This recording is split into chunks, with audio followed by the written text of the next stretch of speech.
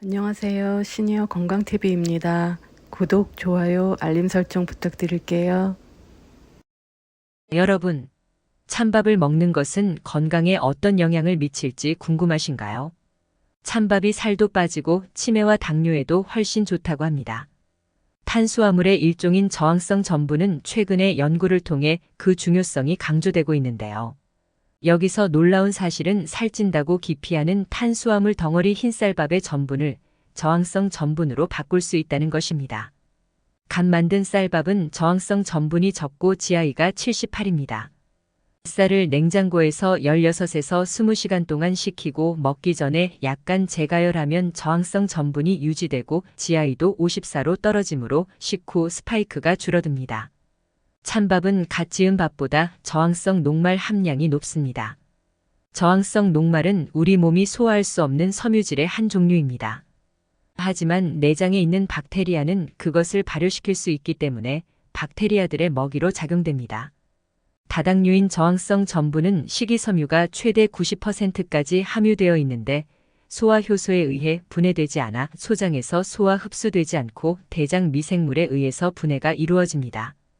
이와 같은 저항성 녹말의 특수한 형태를 역진성 녹말이라고 하며 조리되고 냉각된 녹말 음식에서 발견되는데 실제로는 쌀을 다시 데운 것이 가장 많은 것으로 보인다고 합니다. 인슐린 민감성 향상 및 복부 지방 감소와의 연관성으로 인해 항당뇨병 및 비만 호르몬으로도 알려져 있습니다. 건강한 성인 15명을 대상으로 한 어떤 연구에서 24시간 동안 4도씨에서 식힌 후 재가열한 흰 쌀밥을 먹으면 혈당 수치가 현저히 감소하는 것으로 나타났습니다. 또한 계량 쌀가루를 먹은 쥐를 대상으로 한 연구에서 대조군과 비교했을 때 혈중 콜레스테롤 수치와 장 건강이 상당히 개선된 것으로 확인되었습니다. 중요한 사실은 찬밥이나 재가열된 밥을 먹는 것은 여러분의 혈당과 콜레스테롤 수치를 향상시킬 수 있는 저항성 녹말 섭취를 증가시키는 데 도움을 줄 수 있다는 것입니다.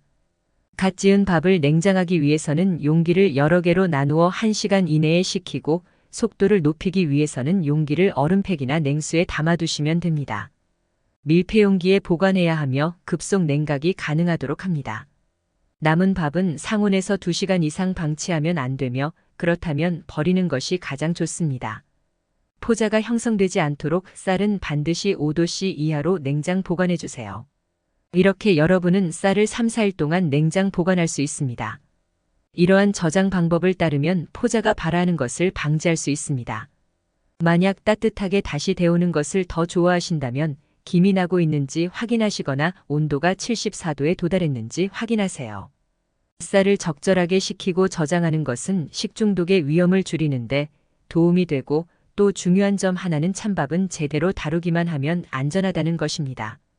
오히려 이것은 더 높은 저항성 녹말 함량 때문에 혈당과 콜레스테롤 수치뿐만 아니라 내장 건강을 향상시킬 수 있습니다. 탄수화물은 다양한 형태와 기능을 지닌 중요한 영양소로 우리 몸의 에너지 공급원으로 탄수화물이 없으면 각종 면역 체계가 제대로 작동을 하지 않습니다. 탄수화물은 당으로의 전환이 빠르기 때문에 지방으로 축적이 되기 쉽습니다. 당으로 전환이 빠르지 않은 저항성 전분 상태로 드시면 이를 피할 수 있습니다. 갓 지은 밥 대신 식혔다가 데운 밥을 먹으면 당뇨병 환자의 혈당 급상승을 늦출 수 있다고 연구 결과가 나왔습니다.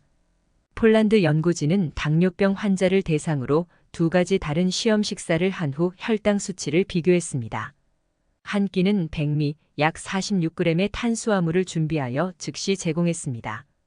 다른 하나는 쌀과 같은 부분이었지만 냉장고에서 24시간 동안 식힌 다음 다시 데워서 제공했습니다.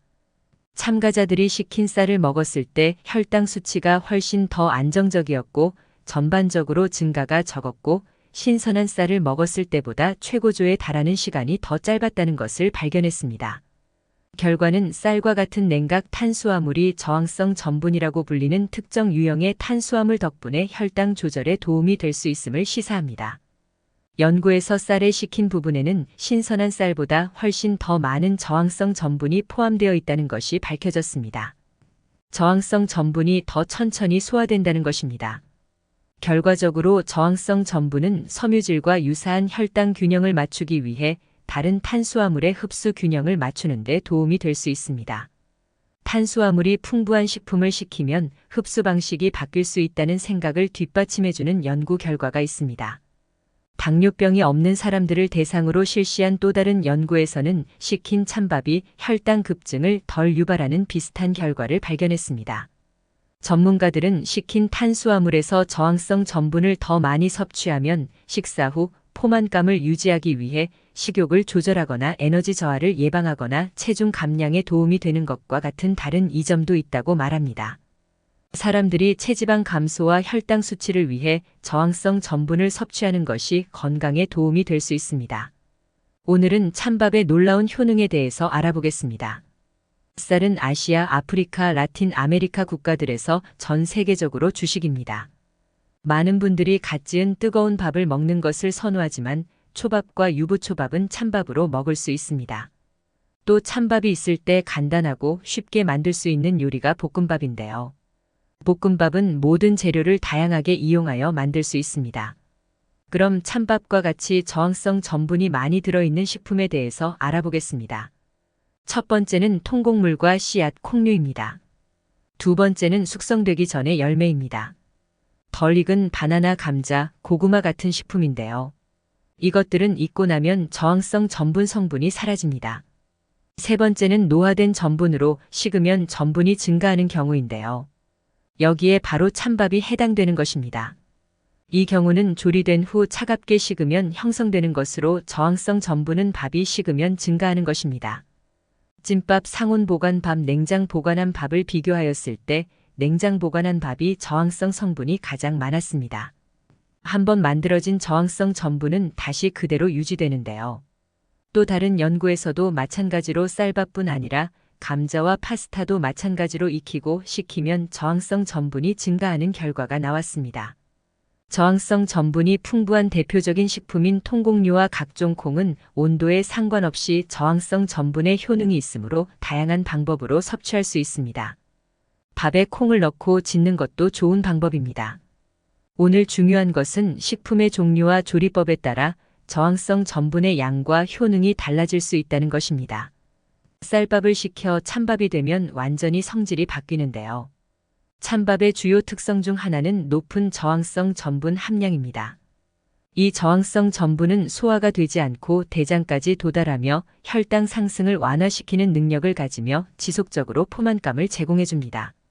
이는 체중 관리와 건강 유지에 큰 이점을 주는데요. 이 식힌 밥은 다시 밥을 데워도 저항성 전분의 함량은 변화가 없다고 합니다. 그러니 차게 드시기 불편하시면 식은 밥을 따뜻하게 데워 드시면 됩니다.